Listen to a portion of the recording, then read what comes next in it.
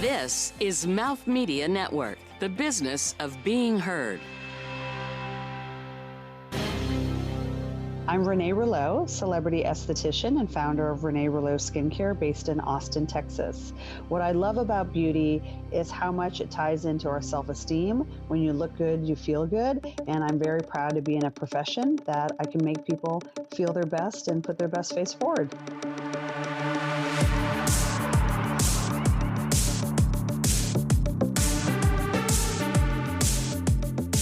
From New York City, you're listening to Beauty is Your Business, covering the intersection of innovation and business in the beauty industry.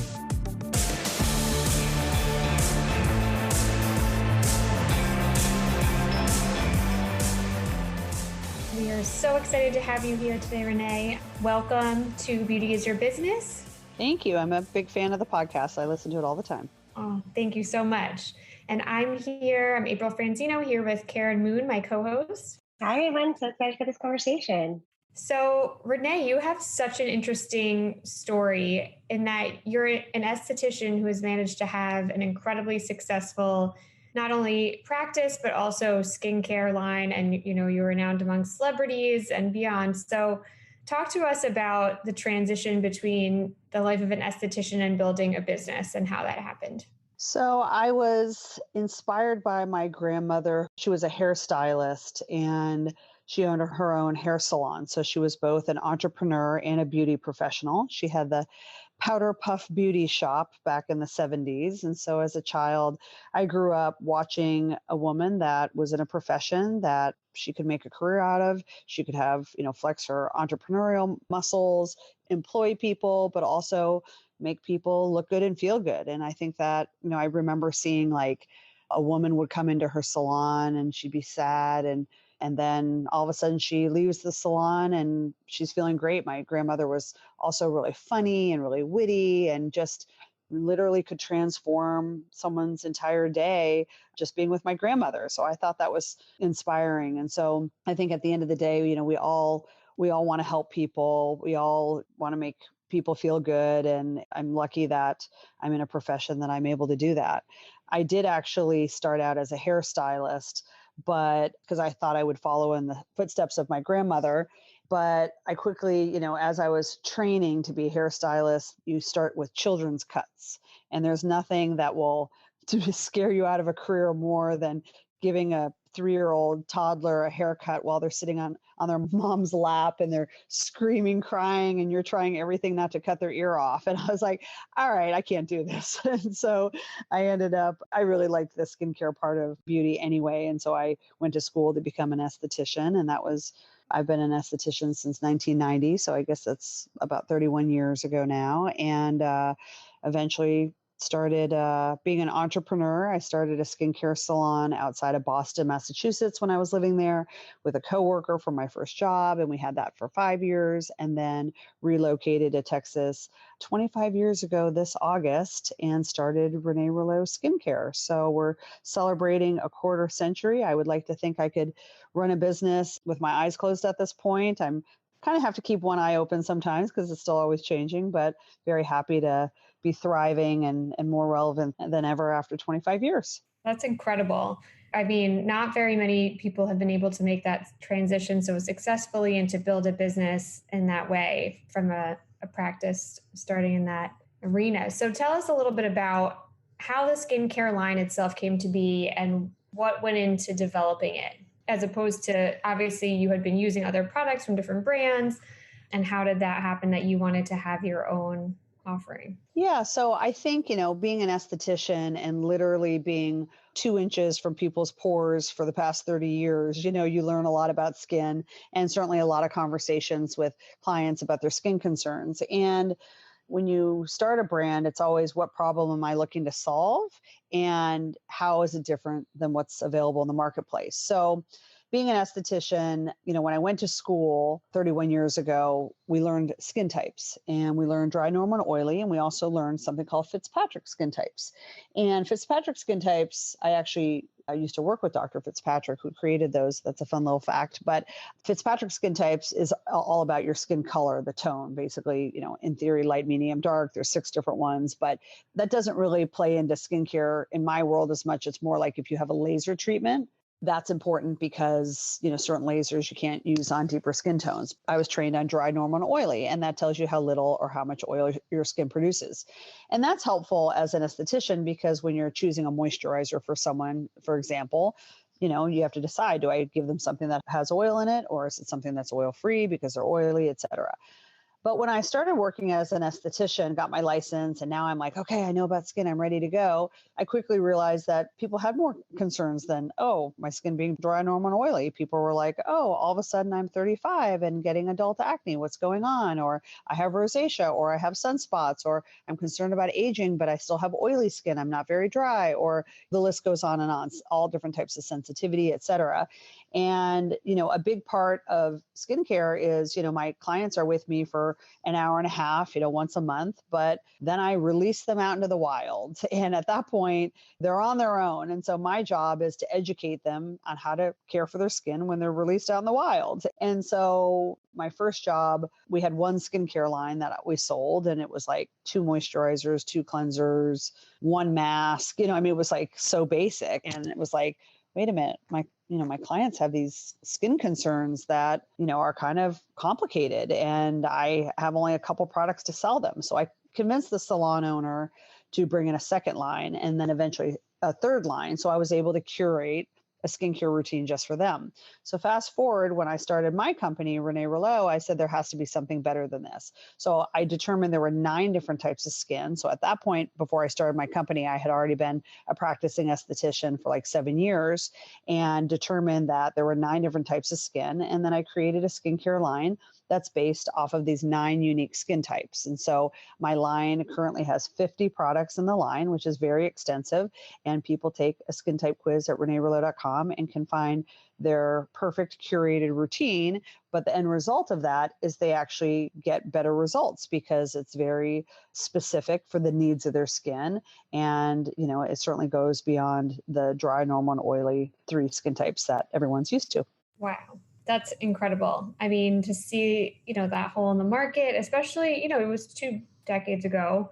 So that's so ahead of the time when now there's so many offerings for very specific needs. But how did you go about identifying what you would develop to start? What kind of products? Obviously, the line has grown quite substantially over the years. So where did you begin? What kinds of products? What did you see the biggest need for in the beginning? And then how has that changed over time? Yeah, that's a great question. I mean, it's always, you have to start with your basics, right? So I tell people at the very least, cleanser and a moisturizer and a sunscreen with moisturizer, right? So cleanse in the morning, a sunscreen during the day, and then a non-sunscreen moisturizer at night. So those are always going to be your basic. Then I'm a huge fan of toners. So I worked in some toners into the line because I'm a big believer of those as long as they're alcohol free.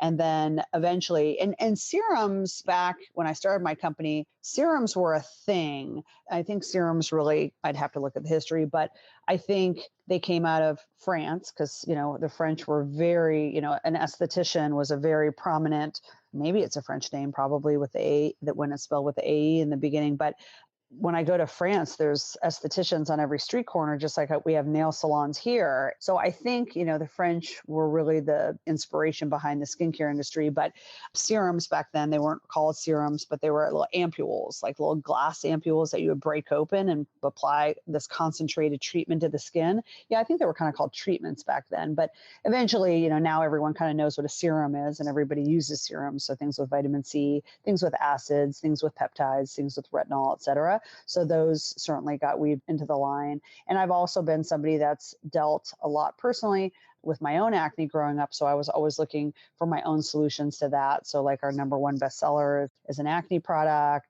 But yeah, just, slowly kind of curating routines for all the 9 skin types. Wow. Tell us a little bit about how you sell the products. Are they, available online, obviously in your practice? What were your thoughts when you were putting them out in retail?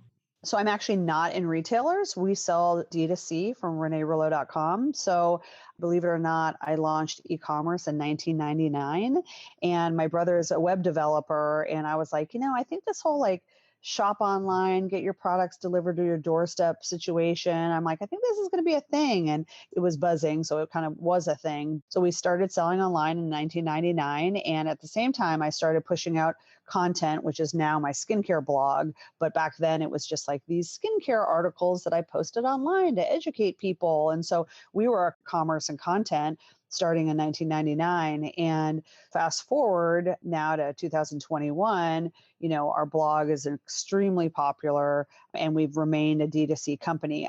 I did dip my toes into retailers when I created a body care line. So back in 2003 or something, I came out with 5 body care products. And I said, let me get into retailers. Let me just see what retail is about. And I kind of did the body care line as a test to be in retailers because I didn't want to have my whole line in retailers and decide I didn't want to be in retail. So I kind of I'm like, let me just see what the world of retail is like out there. And I decided that ultimately I own 100% of my company. So I very much like control.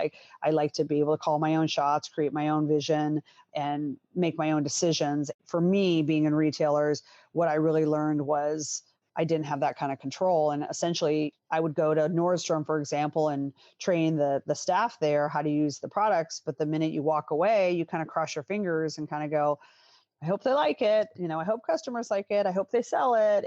But it's really out of your hands. So I ended up selling the line. My skincare line was never in retailers, but I just learned that we can have control of the messaging, how the products are being sold. We have direct interaction with our customers ourselves. And, they're hearing the heartbeat, the DNA of the brand directly to them. And that just was a path I've decided to continue to go in. So we are 100% of our company is just e-commerce at this point. That's amazing that you were so far ahead of the direct to consumer. That is now a way that a lot of brands launch. And because you were so far ahead, I feel like you've probably established such a strong base of customers and also with your content approach. And tell us a little bit about why you approached your online presence with content versus just having, your platform for selling. The nice thing about having a skincare line that's backed by a beauty professional is I can walk the walk or talk the talk, whatever the expression is. I always get expressions wrong. But anyway, I have all this experience and it's a waste to not share that knowledge. And so being an esthetician, I always really considered myself a teacher, an educator. And I also didn't like being just sold to. And so, when I had clients, I don't want to be the stereotypical pushy salesperson that's just buy this, buy this. And I really wanted to help educate people to be a smarter skincare consumer. So I really did a lot of my research in skincare was certainly things I've learned from working with clients and experiences that way, but also research and classes. I've taken cosmetic chemistry classes at UCLA. I always go to skincare trade shows, always learning new things. But that's the benefit of when you're with Renee Rouleau is that you get knowledge. And my biggest accomplishment is yes, when they get on my skincare line and it helps clear up their acne or whatever the condition is, of course, I love that. But also when someone learned a tip or trick of something that they never thought about, never heard of before, that they read on my blog, that ends up being a game changer for them. That's super fun as well. So just sharing what I know and what I know to be true. And content has been huge for us for so many years. And as you are evolving the brand, what are you seeing? How is your clientele affecting what products that you put out and how you approach your business in general? So of the 25 years, for 22 and a half of those years, we had skincare spas in Dallas. And my company, 6 years ago, I relocated our corporate headquarters and warehouse distribution to Austin. So now I'm in Austin, live there personally and professionally. But so I started by having a skincare spa in Dallas, eventually, opened up another one. That's where I practiced being an esthetician for so many years. I employed estheticians. I'm now still practicing esthetician, but I take a handful of high profile clients out in LA. I usually do house calls or work out of a hotel room. But for about 15 years in, when I was in Dallas, I ended up stopping taking clients because e-commerce was getting so big. I wanted to create more products, put out more content. And so I just couldn't do it all. I couldn't run the company, plus be an esthetician and, product development, all of that. So for about 2 years, I stopped taking clients. So I kind of let my clients know 6 months in advance, hey, come end of the year, I'm not going to take clients anymore. So I kind of phased out of it. And so for 2 years, I didn't take clients, and I really buckled down and was able to focus on other areas of the company that needed attention.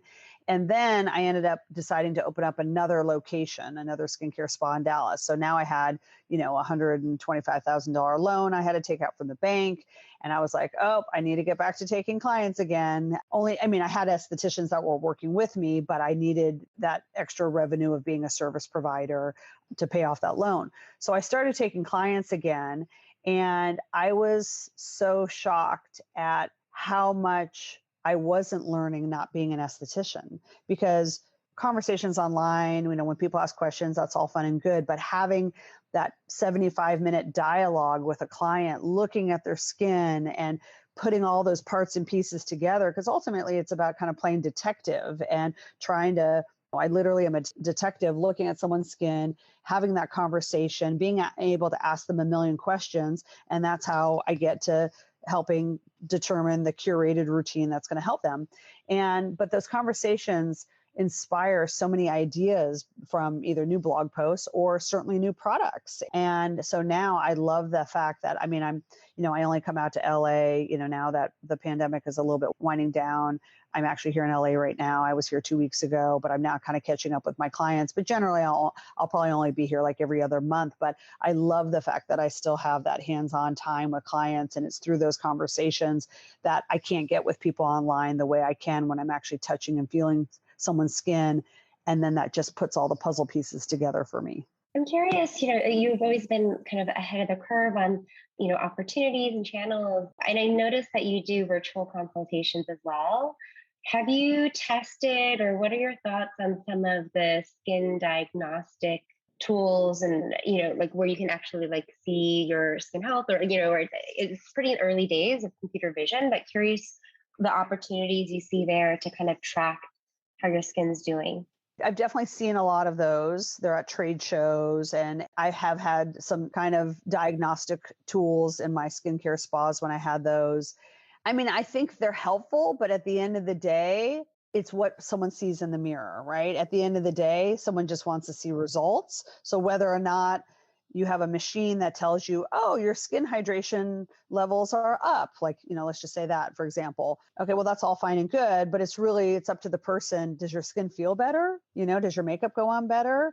Do you feel as tight? So ultimately, yeah, tools can tell you things and measure things, and that does give a person some sort of data that makes them feel like they're headed in a better direction. But I just don't think it goes back to, what problem are we trying to solve? Is that what we need for people to solve their skincare problems? Well, ultimately, I can ask somebody my 3 main skin consultation questions to get the information I need to help them get results. So I think maybe some of these things could play a supporting role, but I just think, that's why we do those virtual consultations, because we get so much from those questions, and there's nuances to their answers that I just don't think technology could ever really solve for.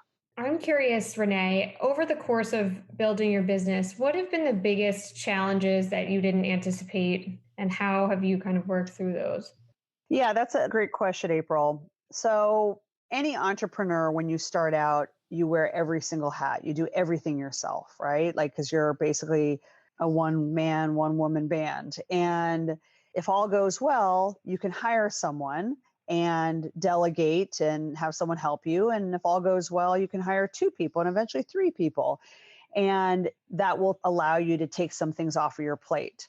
I think the challenge for me was, I'm a service provider, but I'm also the founder of the company running the business. And so there comes that point where you have to decide, where are your strengths and where do you need to be? And I loved the skincare side of it.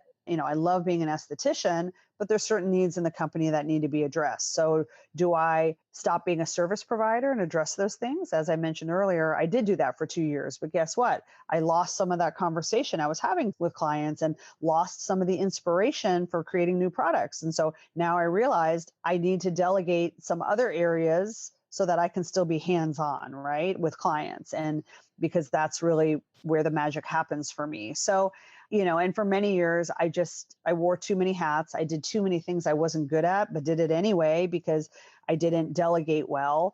And, I go back to using that word control. I try to control everything myself by doing everything myself. Well, some of the things I'm not good at all, but I still did it because I had always done it and, I can do it. It's easy. But if I'm not good at it, hire somebody who's really good at it, and then it's going to be even better. And so what I've really learned in my 25 years, I've learned so many different lessons, but learning that delegating, hiring people who are better at doing your job than you is really a good thing. And I think, I just tried to, it was like a squirrel holding on to all its nuts, and I needed to kind of let go. And so my company now, 25 years later, we have a team of 19. We have 11,000 square feet of office and warehouse space.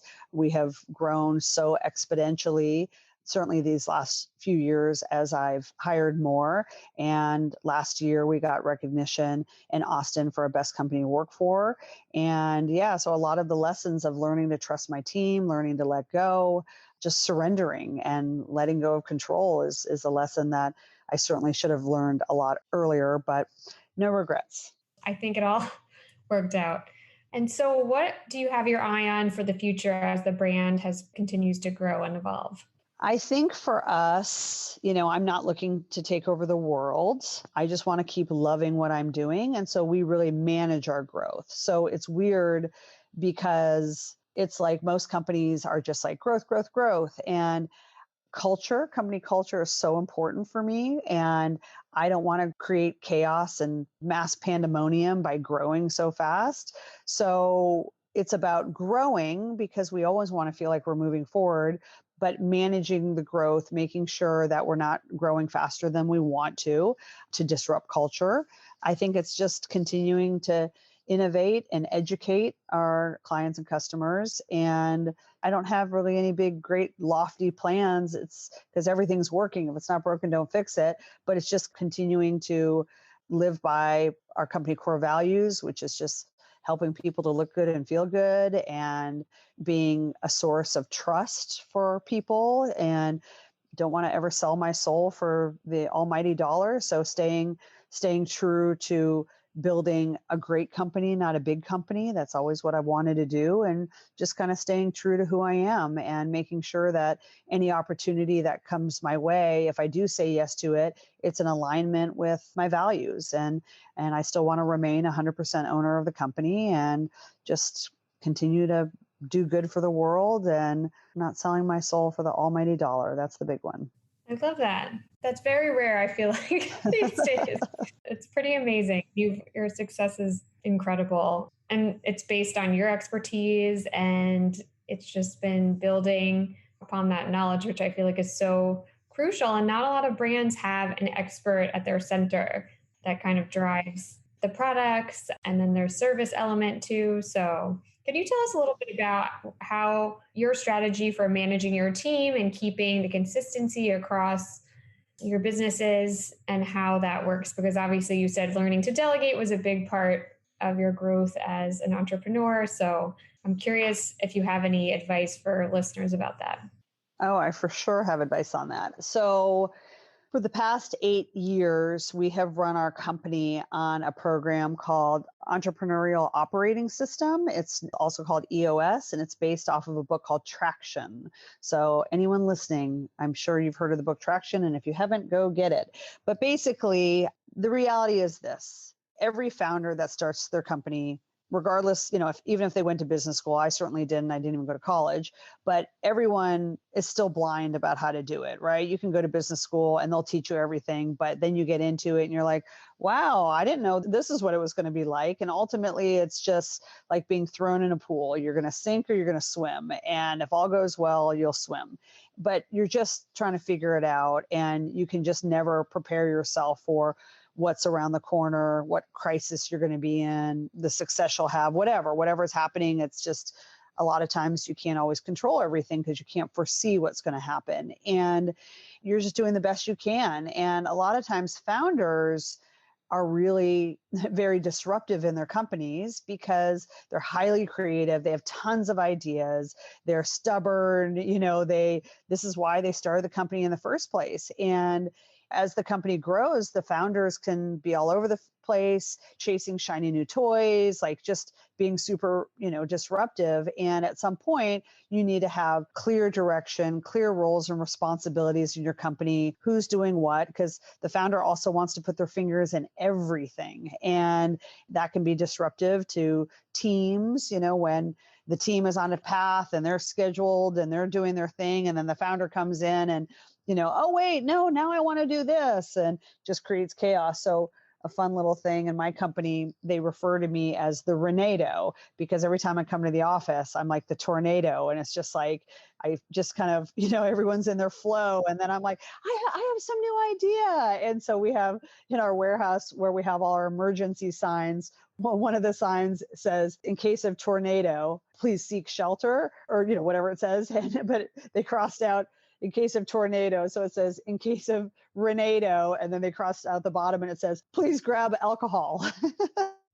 And so, but that's anyone who's a founder or anyone who works with a founder of a company, how it is. And so EOS has been, absolutely such a great tool for us, because we have clearly defined vision, clearly defined core values. We have our 1-year plan, our 3-year plan, our 10-year target. It's a roadmap. We know where we're going. It's all about hiring the right person, right seat. So everyone who's in their job, we're playing to their strengths. We know how to run our meetings, communication.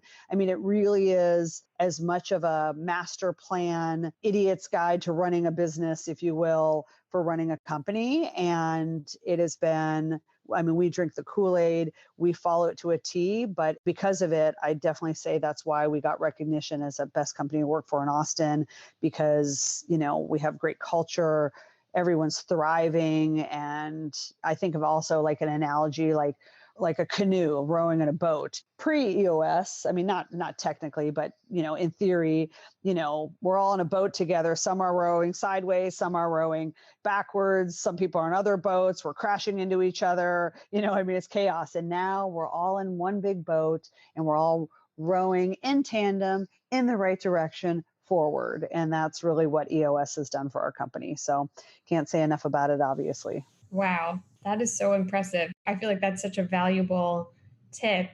And now if I ever start a business, I'm going to know what to do. Yes. So thank you. Yes. And you will thank me for it, because the person who recommended it to me, I cannot thank that person enough. So. Wow. Well, thank you for sharing your secret, or not so secret.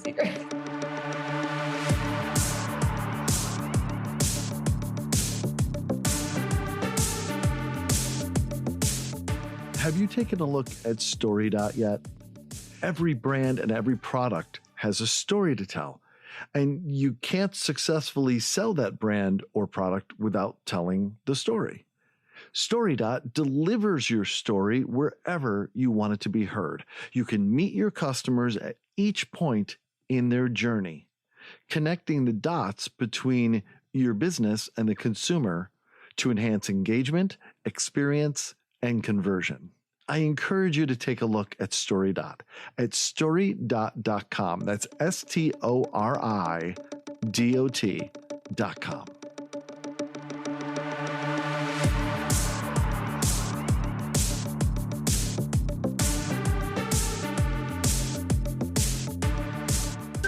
And now it's Hitting the Pan. Renee, we're going to get to know you a little bit better now with Hitting the Pan, and we'll first spin the salon chair. And the first question will go to me. me this time. So I'm curious because everybody knows that good skin has a lot to do with nutrition and, what you consume. It's not just what you put on your face, it's your lifestyle habits too. So what are your go-to foods for healthy skin, or just foods that you love to eat? They cannot be healthy too. Probably have more unhealthy foods. So fun fact, in high school, a long time ago, but in high school, I got the award for females, for the girls, for biggest appetite. And so I definitely have a hearty appetite. I'm an eater. So I always look at it as like, what's the lesser of two evils? Not being able to eat and not working out much, or working out a lot and being able to eat what I want. So I'm like, I'll work out all day long if I can eat what I want. So I try to have a healthy diet. I tend to do kind of more low carb, but then I definitely get a lot of sugar in there. So that's not low carb, but I am I can probably say almost every single day there is a chocolate chip cookie or ice cream touching my mouth. So those are my guilty things. But yeah, I eat a lot of salads and, try to eat healthy. But yeah, I definitely am always focused on my favorites, and definitely those two. Amazing. It's all about balance. You got to have a little fun mixed in there. That's right. That's right. Funny, with some friends, I'm starting a chocolate chip cookie committee. We're calling it the CCC or CCCC, and in Austin. So I have some other friends that are chocolate chip cookie lovers. And then I have a good friend that's a pastry chef, and I haven't quite figured out how it's going to go yet, but we've just been talking about it this past couple of weeks, but we're determined to find the best chocolate chip cookie in Austin. So stay tuned. Follow me on Instagram. I'm sure I'll post about it there. Oh my God. Yeah, I can't wait to find out. That sounds like so much fun. Love it. So we're going to spin the salon chair a second time, and it lands on Karen. So my question is, what are you passionate about outside of work and skincare? Oh, Lord, I have so many things. So I definitely am a thrill seeker and an adventurer. So things that get my heart racing definitely have my name all over it. I wouldn't say I'm a daredevil per se, although some people think I am, but I do ride motorcycles. I do a lot of physical exercise. Like I love doing hill sprints and just like really things that just get my adrenaline going. I went on a snowmobile trip this past winter. I like to swim. I like to bicycle ride. Whenever they have it in Austin, there's the Formula One track, which is where they have all the Formula One racetrack series. And every Tuesday during the spring and somewhat into summer, you can take your bicycle and actually bicycle around this crazy race car track. So I do that. And yesterday, right before I came to Austin, I did some cliff diving. I mean, I say cliff diving, it was a bridge, but a big jump into the water, and that's super fun. So yeah, I'm always anything that gives me a thrill, fun things, sporting events. I'm Austin FC. Austin has our first major league athletic team, which is a soccer team. And so I've been going to a lot of those games, and just, I'm all about fun for sure. Fun and adventure. Love it. Awesome. Wow, we definitely want to come hang out with you between that and chocolate chip cookies. So right, I'm the girl. For a good time, call Renee. Amazing.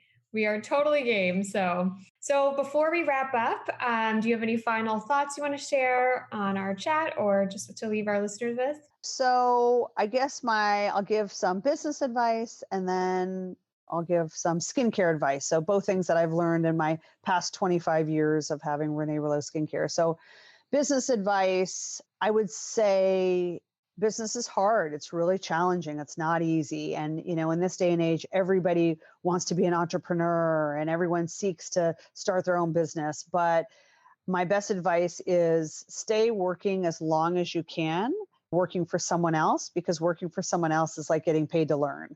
So don't rush into it, because there's so many people that get into it and they're like, I had no idea it was going to be like this. So definitely take your time before you want to be an entrepreneur.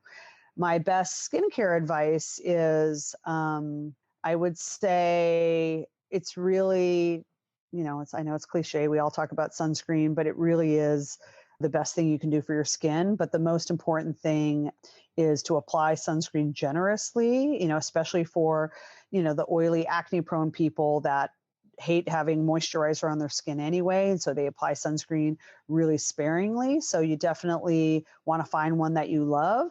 I also suggest, for additional sun protection, suggest people to wear some sort of foundation makeup every single day. The goal with anyone is they're like, wait, but my goal is to have such great skin that I don't need to wear foundation. I don't need to cover anything. Well, that is true. But I noticed when I moved to Texas, Southern women, for whatever reason, wear makeup. There's an expression in Dallas, which is you don't go to the grocery store without your makeup on. So Dallas women are, were very put together and wearing makeup all the time. And I had come from Boston where people don't really wear makeup. And what I noticed early on back in the 90s when I moved there is how these Dallas women, you think that they should have more sun damage because it's the hot Texas sun, but their skin had very few wrinkles. And what I traced it back to was, for whatever reason, Texas women and Southern women in general embraced makeup. Well, back in the 50s or whatever, when Max Factor came out with pancake makeup, for whatever reason, Southern women wore makeup. And makeup has titanium dioxide in it and iron oxides, which are natural sunscreen ingredients. And these were women, I had some of these, older, more traditional Dallas women that told me that they went to bed after their husbands. So then they would take their makeup off, get up before their husbands, have their full face on so they could look put together. Their husbands never saw them without makeup. These were also the women that immediately after the facial I would give them would go into the bathroom for 20 minutes and put their face back on.